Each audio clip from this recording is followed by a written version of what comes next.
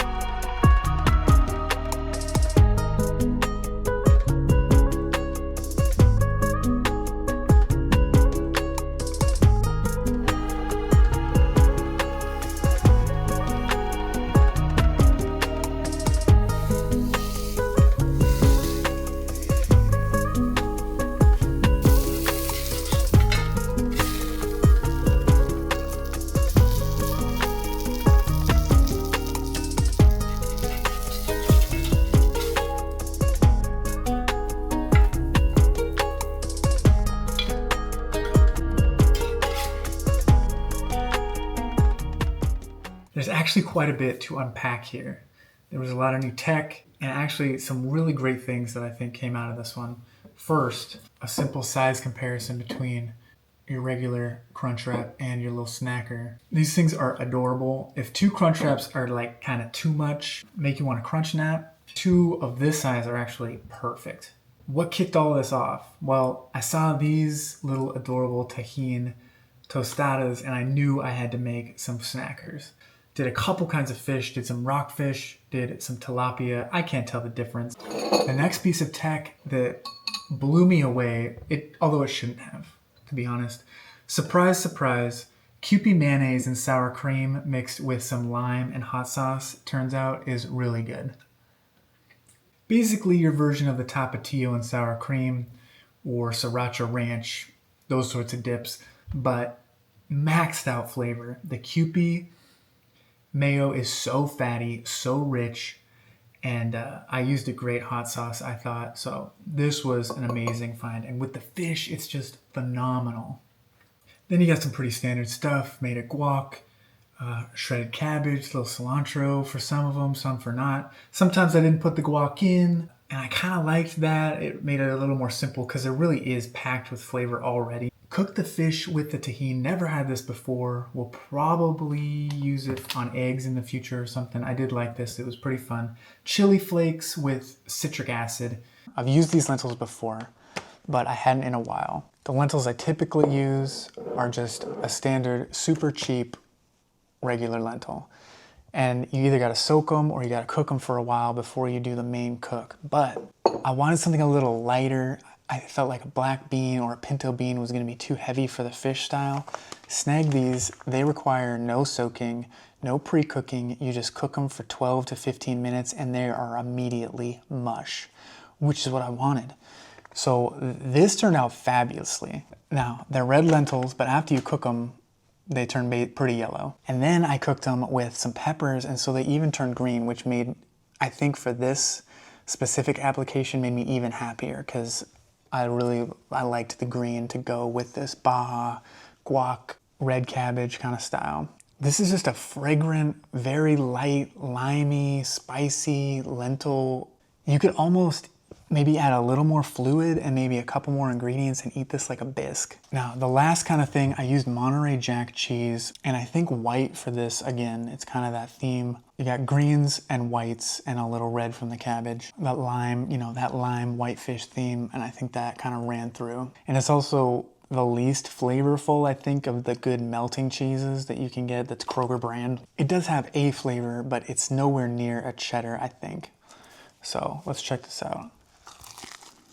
It almost doesn't even need any topper, except maybe just a little more of this delicious sauce.